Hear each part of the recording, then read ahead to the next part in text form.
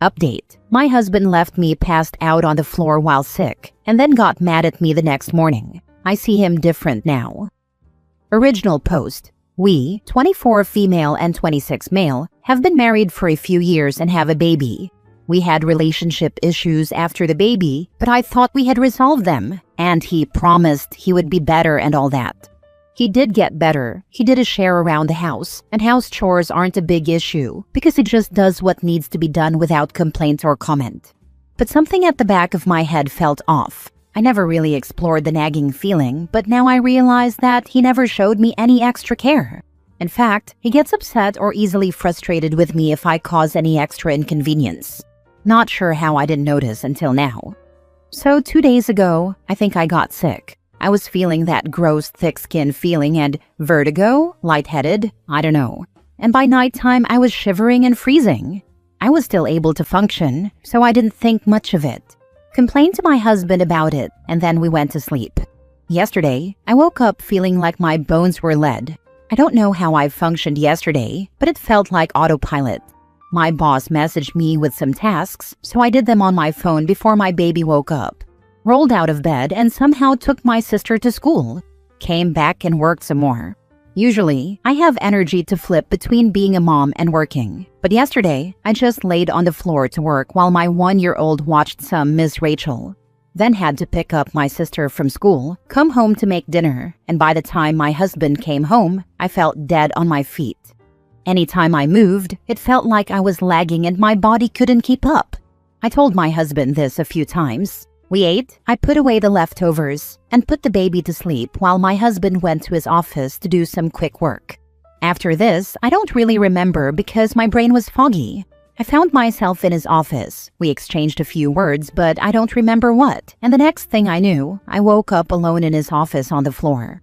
I felt so heavy and out of it. It took so much effort to get up. But when I got out, all the lights were off, the kitchen was not touched, and he was in bed. I just stood in the kitchen and realized that he just doesn't care. I already knew he wasn't going to clean the kitchen tomorrow, and that he didn't care. I felt off. I had a busy day planned, and I didn't have time to wash all the dishes the next day. So I loaded the dishwasher and then went to bed. I laid down, and 5 minutes later, my husband, very angrily, told me to turn off the lights in the kitchen. At this point, I had no energy to deal with him, so I ignored him and fell asleep. The next morning, today, I woke up covered in sweat, but that gross feeling was gone. That's when I realized that I was sick. My husband was upset with me. He wouldn't talk or look at me and was stomping around. I tried to ask him about yesterday, but he just grumbled something about me confusing him. Everything from yesterday caught up, and I just can't see him the same. I realized that he has never taken care of me or done anything that was inconvenient for him. I've been sick before, and every time it's the same thing. He gets upset at me somehow. After I had a baby, he was upset that nothing was kept up around the house, yet got angry with me when I fainted from overexertion at 2 weeks postpartum. I remember him yelling at me that I did this to myself and it was my fault for not taking care of myself, even though just 2 days before. He was telling me that he was angry with me for not keeping up with laundry and that I needed to clean the kitchen because it was starting to smell and he didn't want to cook anymore. Don't even get me started on how he never woke up at night. All these memories hit me, and I just am disgusted by him. How did I not see this? What do I even do? I'm going to stop here before the post gets too long. Edit: he just texted me saying he's beat and could barely brush his teeth this morning. I don't even know what to respond. I can't believe I took care of this man every time he got sick and after 2 surgeries. You didn't leave the room, he did. That means at some point you were laying on the floor and he walked out and left you there and just went to bed. And turned the lights off on her too. So he knew she was laying there. Didn't freak out about any of it. Just turned the lights off and went to bed. Then got mad at her for leaving a light on. Like this man actively hates her. Wait. You passed out in front of him, and he just left you laying on the floor? I'm usually a work on things advice giver, but not here. Get a lawyer and figure out how to get out of there. That's the part I'm a little confused about. I have no idea what happened. I've only fainted once before, so I wonder if I just laid on the floor. He wouldn't talk to me this morning, and I kind of don't care to find out because it doesn't really matter. He left me there anyway. Yeah, none of what you described is okay, and I wouldn't want a child around someone with those beliefs and behaviors. Girl, you are in danger. You passed out and don't even remember what happened. You literally could have died there. Losing consciousness for a longer period of time is highly concerning. Again, you could have died. And your husband not only refused to call an ambulance, he actively ignored you in a dire condition. And that would be the best case. Worst case would be that he actively did something to cause this. You have no memory after all. This is too dangerous to talk it out. Please, get your kid and some belongings and leave. Go to your parents, friends, or a women's shelter. Get checked out by a doctor. Ask them if your fainting could be due to trauma. And most importantly, don't tell him that you are leaving. Pregnant women and women who just gave birth are at the highest risk of getting killed by their partners. He already showed you that he wouldn't care if you died. No sane person leaves someone unconscious on the floor. Now for the update. Hi, so I'm still alive. I've had a surprising amount of people message me a week or two ago, and it's very kind of you people to care. I'll go right into what happened. I went to the hospital that day, since a shocking percentage of people suspected he could have messed with something, but no. The doctor said nothing came up, but he did say I had high blood pressure and recommended me to a cardiologist. I still have a month left before the appointment. When my husband got home from work, he was acting like everything was normal. I wanted to see if he would inquire at all about my faint the night prior, but nothing. So after the baby was settled for the night, I asked him why I woke up alone in his office. He got instantly angry with me and seemed annoyed I even brought it up. He said that I was acting confusing and what was he supposed to do? I should have told him what I wanted him to do. I told him about my visit to the hospital, and he said that going to the hospital was a little much. I told him the doctor said I am showing signs of heart issues, likely caused by stress. He blew up on me, yelling that I'm causing my own early grave and that it's my fault for not taking care of myself. With that, he closed himself in the room, leaving me to clean up after dinner alone again. Except I decided that I wouldn't, so I went on the couch and watched a movie. He came out, suddenly friendly and flirty. He tried to lay with me and ask what I was doing. He kept trying to act cute, and when I wasn't showing much response to it, he got angry and stormed off, locking me out of the bedroom. The next morning, I woke up to him slamming around the kitchen and cussing about how I couldn't even properly clean the kitchen. I just went to the bedroom and went back to sleep, if you can call it that, because he kept doing things to keep me awake. He complained later that day about how he was so hungry because I didn't make him breakfast or lunch. I gave myself a break day. I didn't work, didn't focus on the house. I was just a mom and spent time with our baby. I went to the park, to the library, to my in-laws. I tried to talk to her about the heart thing, and she responded with, "Your poor husband. He's probably going to stress about this." That's when I realized I couldn't do this anymore. I got pizza for dinner and got home right after my husband. He was not happy, and it was different this time. I tried to ignore his obvious tension. He cleaned the kitchen very loudly and was muttering under his breath. I washed up our daughter and put her to bed, trying not to feel anxious. When I came out, he started talking very aggressively about how I've been letting myself get lazy and he won't take my lack of effort. A relationship is a two-way street, he said.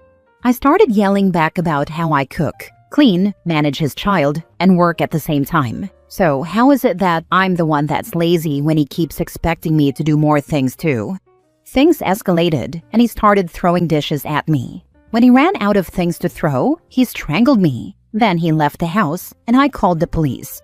My baby was woken up. The neighbors were there because they heard yelling and glass breaking. It was chaos. When he came back, he tried to say I did everything. Even the bruises around my neck were self-inflicted apparently. I'm still trying to process everything. It all happened so fast. Sometimes I wonder what would have happened if I had just sucked it up and didn't rebel. Would our relationship be fine? I have my first therapy session scheduled for next Tuesday, so I guess I'll talk all about it then. My husband is at his mom's now. I'm at my grandmother's for now and have almost all my stuff out of our apartment. We have a temporary restraining order. The official hearing is tomorrow morning. I'm scared if I'm honest. I haven't seen him since that night. My daughter keeps asking me where Dad is, and I don't know what to tell her. There's my update. I feel so numb to it all. I could probably type much more that happened, but it already feels so long. Plus, I don't want to cry again. Edit. I reread this all and I sound like a big whiny baby. Oh my goodness. I'm sorry. I promise I don't sound like this in person. I also wanted to add a thought. I don't know if I would have called the police and all if I had posted before. I honestly don't know. This is the scariest thing he's done to me, but he's done plenty of other things before. When I originally posted, it was more of a vent post. All your caring, kind thoughts moved me. It gave me the little push I needed. I only have my little sister and my grandmother. I can't tell my grandmother any of these details because she's too frail and sensitive. My dad was an alcoholic and died while driving under the influence. My mom left us after that for a guy in Russia. I don't know how she's doing, but she used to treat us very poorly, so I don't really care. Point is, thank you all. The responses here are too kind, and I don't even know what to say. Hey, I normally don't actually comment on these things too much, but as a literal therapist, I'm begging you to go through with the official court hearing tomorrow and leave this man. I have counseled countless women who convinced themselves that it wasn't that bad for one reason or another. It was that bad. That man could have killed you and had no problem throwing various things at you intending to cause harm. I know this is difficult and you likely feel terrified at the idea of what comes next. But whatever comes next without him is infinitely better than whatever comes next if you stay with him. I can nearly guarantee that. Both you and your child deserve better. Good luck. As a psychologist, I'm thirding this. This man is extremely dangerous, and he already tried to end you once. Please don't go anywhere near him to give him the opportunity to try again. You are not a whiner or complainer. You are verbalizing your trauma and are completely justified. It's also completely normal to feel numb and disassociate after such a trauma. Lean on your family and any other positive supports. Stick with therapy and request to file charges against this guy. Reach out to a local DV support agency and request an advocate. I wish you all the best. I'm not a psychologist, but I've survived an abusive relationship. Please listen to them, OP. Imagine someone were treating your child like this, or a close friend. This is not okay. It's scary, but trust me, it gets better. I walked out with what I could carry in paper grocery bags and only saw him again in court. My life is awesome, and I'm so grateful for the second chance. Oh my God, this update is terrifying. OP, please know that victims who experience non-fatal strangulation are 750% more likely to be murdered by the same partner in the future. I am so glad to hear you have gotten your things out and are safe, but stay vigilant. Talk to a DV shelter about how to separate safely. Good luck. OP, that statistic isn't a typo. Abusers who strangle are 750% more likely to end their partner. He's already shown how little he would care if you died on the floor in front of him. Please do not take this lightly.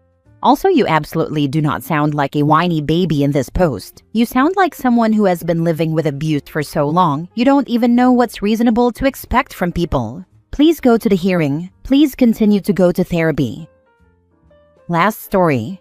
My girlfriend blindsided me by saying she doesn't want to move in together permanently.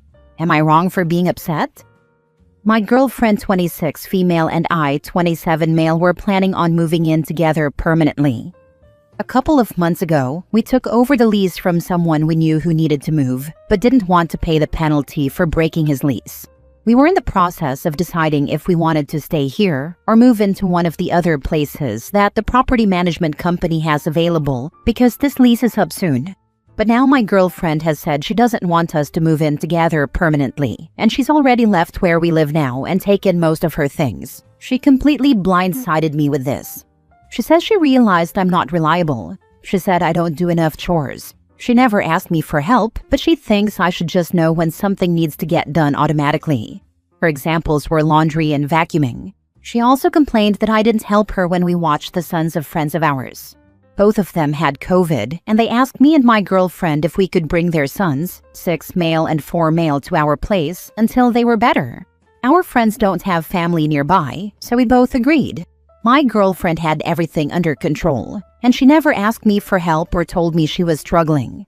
If she had, I would have helped without question. But she always had a handle on the chores, and she had things with the boys under control. I'm upset. I also don't think that someone who works from home has it easier than someone who can't work from home, or that just because she makes more means I should do more. I was thinking about proposing, and we were planning on permanently moving in together, and she just blindsided me. We went from being on track to marriage to this. I'm confused as to why you think it's normal to rely on your girlfriend to tell you when the laundry needs to be done or the house vacuumed. Do you not have eyes or a brain? OP is incompetent. He wrote this entire post and seems confused. If he truly doesn't know why the girlfriend left, she really did the right thing. Who wants to spend the rest of their life with an idiot that needs to be told to do laundry and vacuum? She even got to learn that he is also too incompetent for childcare too. Good job to the ex. Love this for her. She found this all out before signing a 1-year lease. I'm glad she did the trial run before getting stuck living with you. Let's start with the basics. You doing the vacuuming and laundry is not helping her. It is pulling your big boy pants on and contributing as an adult. Why should her cognitive load be increased because you can't adult? Stop referring to being an adult as helping her. You are 29. Surely you already did the vacuuming and laundry prior to moving in with her. So why are you incapable now? Nah, he lived with his mom, I bet.